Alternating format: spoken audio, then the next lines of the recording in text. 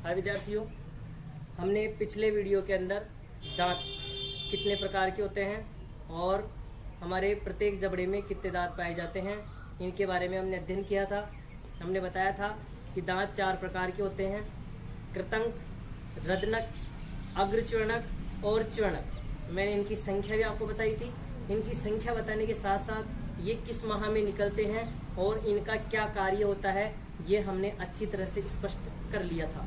मैं आपको कुछ डेफिनेशन और लिखा रहा हूँ, तो आप उन डेफिनेशनों को लिखें। तो आपको सबसे पहले जैसे पूछा जा सकता है कि मसूड़ा किसे कहते हैं। अब मसूड़ा हम जानते हैं, मसूड़ा कि जो हमारे जो दांत होते हैं, दांत जिस गड्ढे में स्थित होते हैं, दांत जिस गड्ढे में, जिस मांसल भाग के अंदर जिस गड्ढे में स्थित होते हैं उसे हम क्या कहते हैं?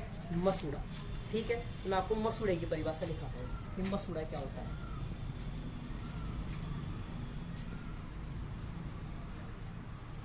सभी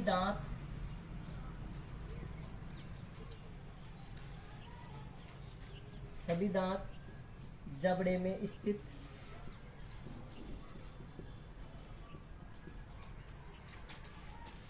सांचे में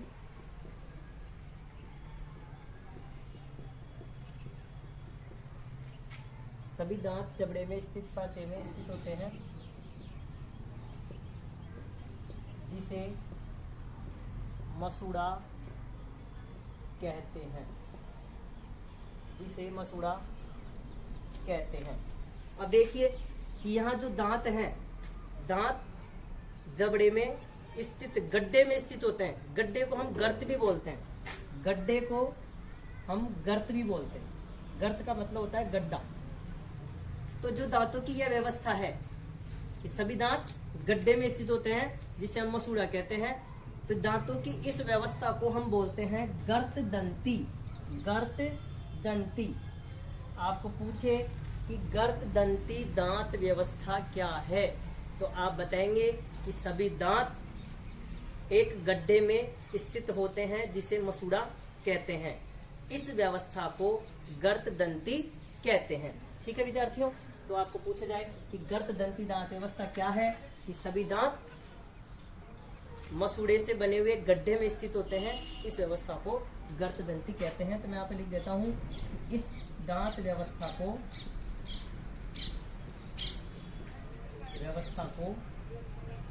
गर्त दंती दांत व्यवस्था कहते हैं।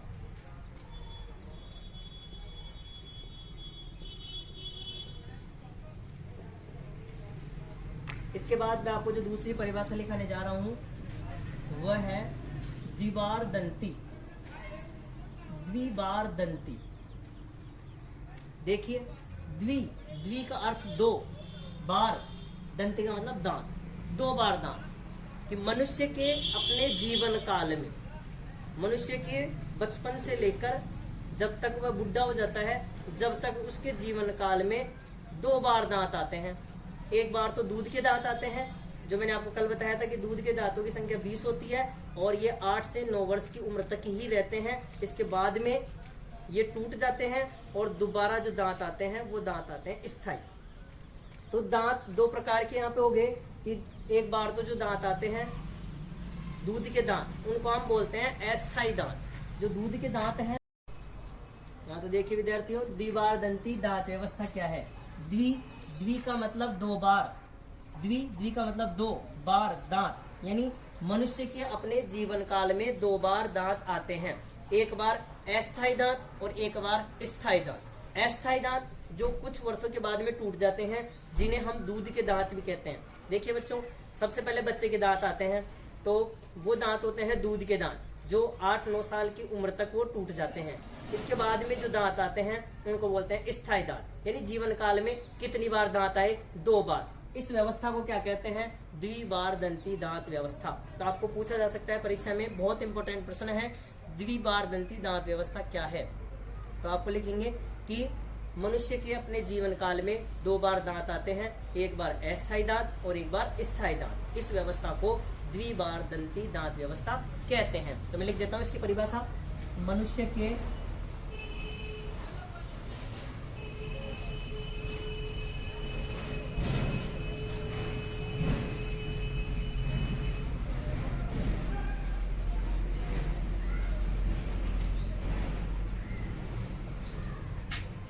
मनुष्य के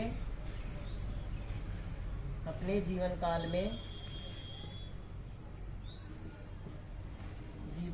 में 2 बार दांत आते हैं।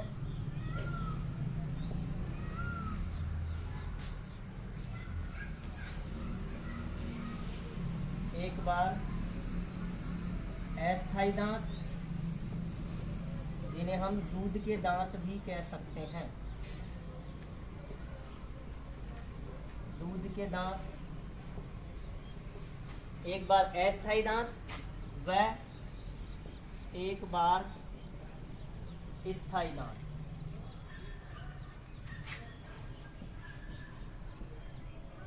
इस व्यवस्था को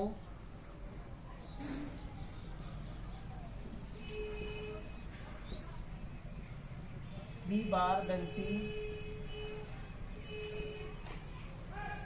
दांत व्यवस्था कहते हैं।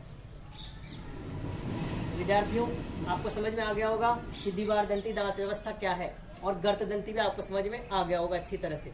ठीक है, इसके बाद में हम जो टॉपिक लेने जा रहे हैं वो टॉपिक है ग्रसनी। हमने मुख पे चर्चा कर ली कि मुख में दांत पाए जाते हैं, मुख में जीभ पाई जाती है। जीभ का मैंने आपको कार्य लिखा दिया। जीभ जीवा फ्रेनुलम के द्वारा जुड़ी होती है। दांत 4 प्रकार के होते हैं, कृतंक, रदनक, अग्रचूर्णक, च्वर्णक। सबकी संख्या और सबके समय, जिस समय ये निकलते हैं, वो मैंने सब आपको लिखवा दिया है। और इससे संबंधित जो भी महत्वपूर्ण परिभाषाएं थी मैंने आपको नोट करवा दी गई है। अब मैं आपको जो नया टॉपिक लेके चल रहा हूँ वो टॉपिक है ग्रसनी। ठीक है विद्यार्थियों, तो ग्रसनी हम टॉपिक के बारे में अध्ययन करते हैं। ग्रसनी के बारे में हम पहले भी देख चुके हैं कि ग्रसनी क्या होती है, ग्रसनी का क्या कार्य होता है। आपको मैं इधर एक बार डायग्राम के द्वारा दिखा देता हूँ कि ग्रसनी कहाँ होती है और कैसी होती है।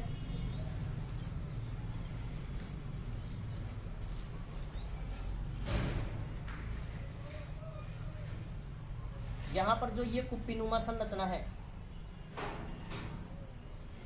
आपको इसके डायग्राम की सहायता से समझना है। बिल्कुल बहुत आसान है।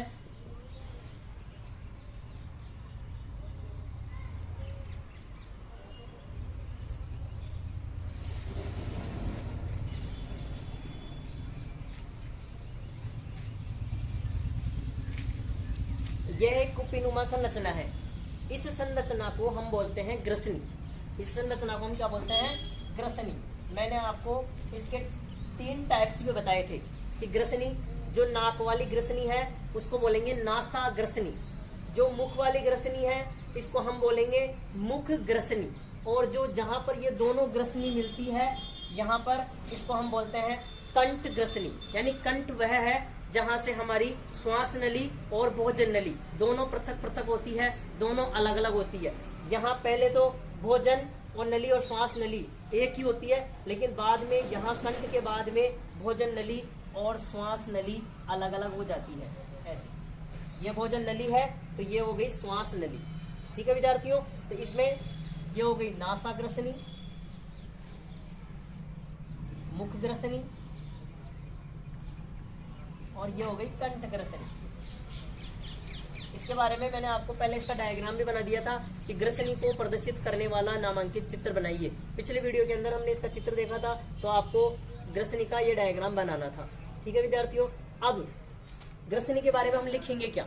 ग्रसनी के बारे में हम क्या लिखेंगे कि ग्रसनी क्या है?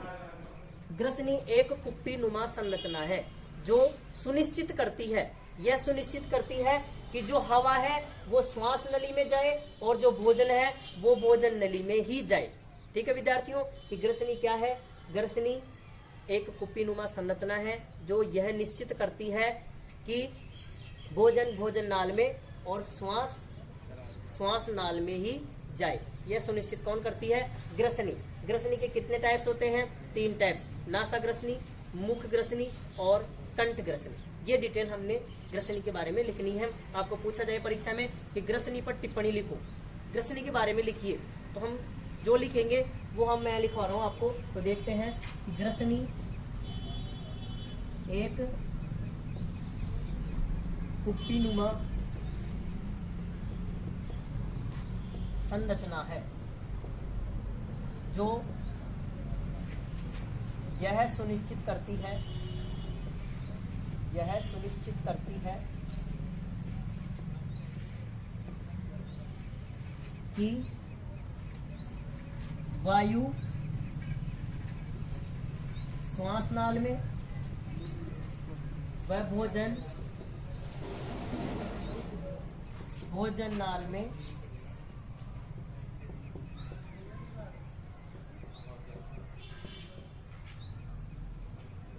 इसको हटा देता हूं मैं। ग्रसनी क्या सुनिश्चित करती है कि हवा जो श्वास लेंगे वो श्वास नाल में ही जानी चाहिए और भोजन नाल में ही जाना चाहिए। ये कौन सुनिश्चित करता है? ग्रसनी। ग्रसनी के 3 प्रकार होते हैं। ग्रसनी 3 भागों में बटी होती है,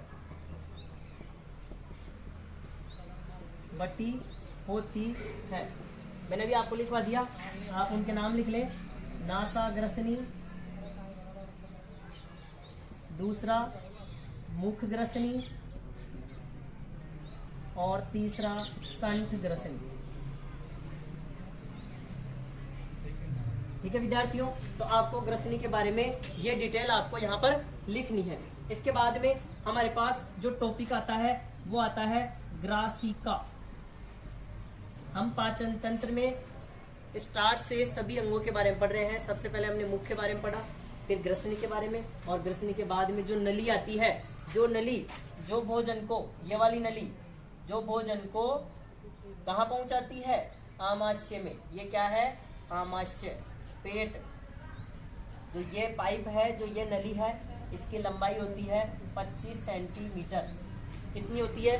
25 सेंटीमीटर। यहाँ से ग्रसनी के बाद में ये जो पाइप होता है 25 सेंटीमीटर लंबा, इसको हम बोलते हैं ग्रासिका। क्या बोलते हैं? ग्रासिका। ये ग्रासिका क्या करती है? भोजन को ग्रसनी से आमाशय तक पहुंचाती है। इसकी लंबाई 25 सेंटीमीटर होती है। और ग्रसनी के बाद में जो ये पाइप है, इसको हम ग्रासिका कहते हैं, और ये 25 सेंटीमीटर लंबी नली होती है। ठीक है, और इसमें जो भोजन की गति होती है वो गति होती है क्रमाकुंचन गति।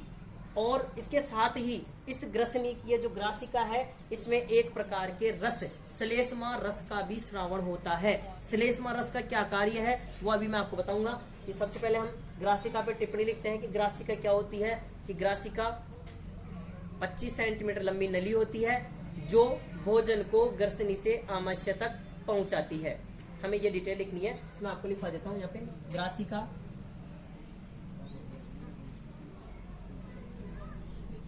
ग्रासिका लगभग 25 सेंटीमीटर लंबी नली होती है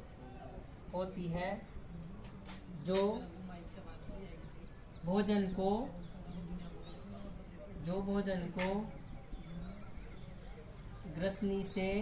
को ग्रसनी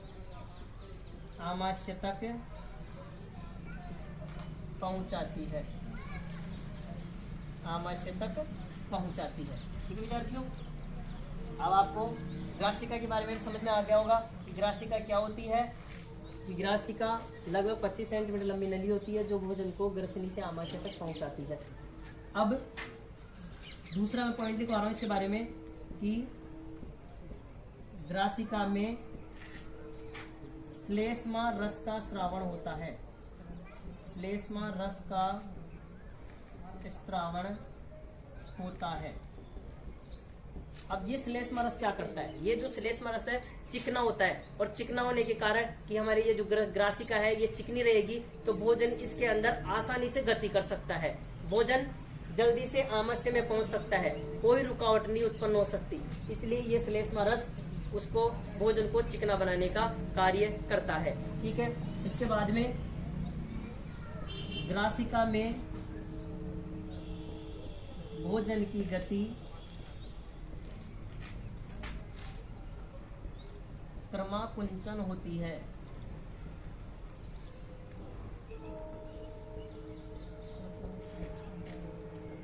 ग्रासिका में भोजन की गति क्रमाकुंचन होती है। अब ये शब्द हमारे पास आ गया कि क्रमाकुंचन, ऐसी कौन सी गति होती है हमारे आहार नाल में कि जिस तरह से भोजन मुख से प्रारंभ होकर हमारे मलाशय तक पहुंचता है, तो वो इस गति के कारण होता है कर्माकुंचन गति। अब कर्माकुंचन गति क्या होती है, तो इसको समझने के लिए मैं आपको इधर चित्र के द्वारा इसको समझाता हूं कि जैसे यह हमारी आहार नाल है,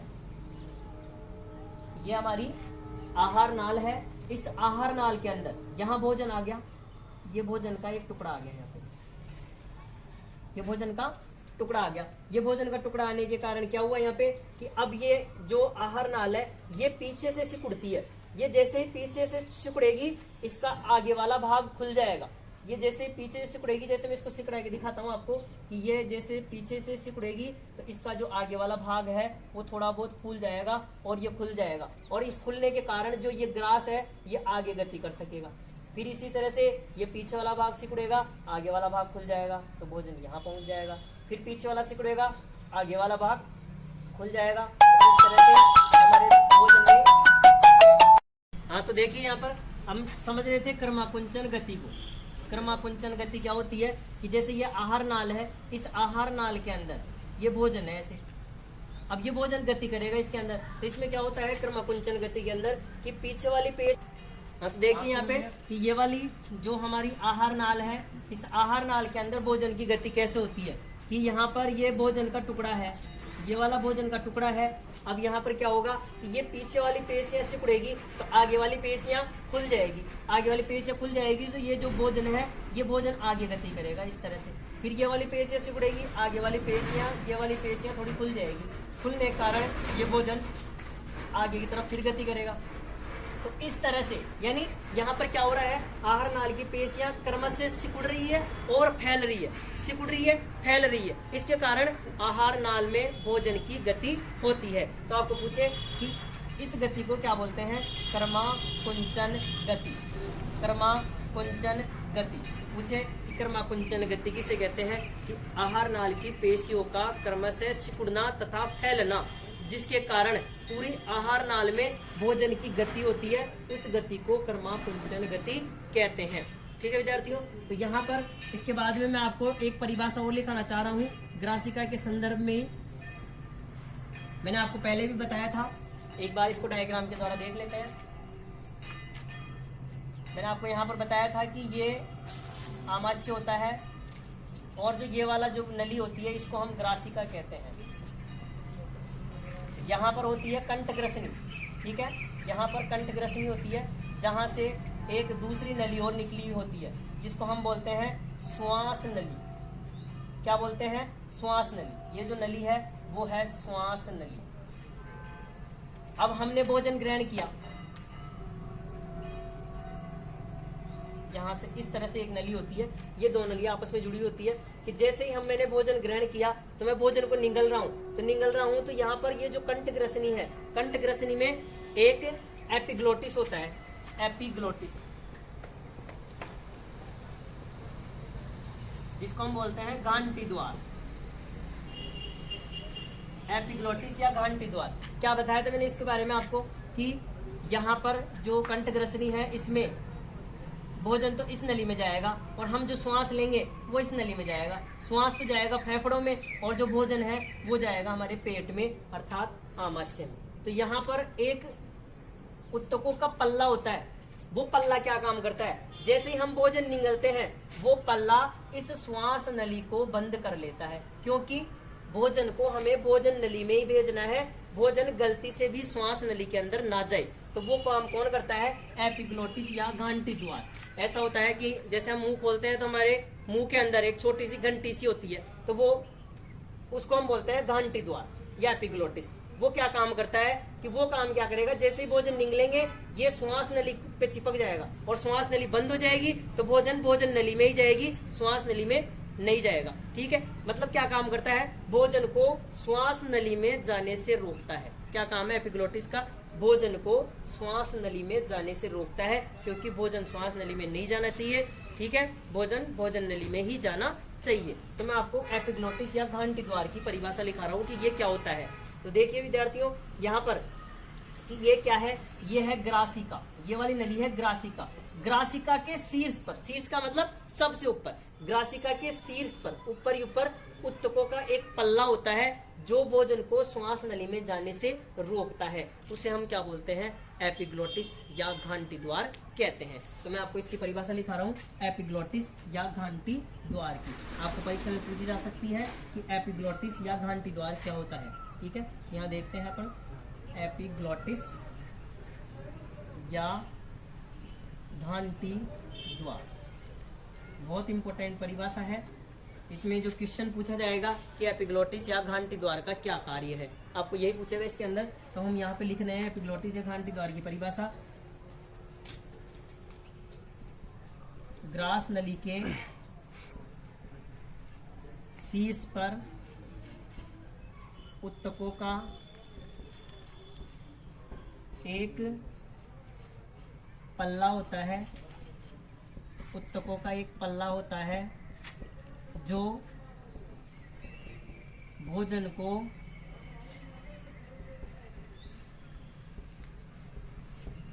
श्वास नली में जाने से रोकता है। ग्रास नली के शीर्ष पर सबसे ऊपर उत्तकों का एक पल्ला होता है जो भोजन को श्वास नली में जाने से रोकता है। इसे एपिग्लोटिस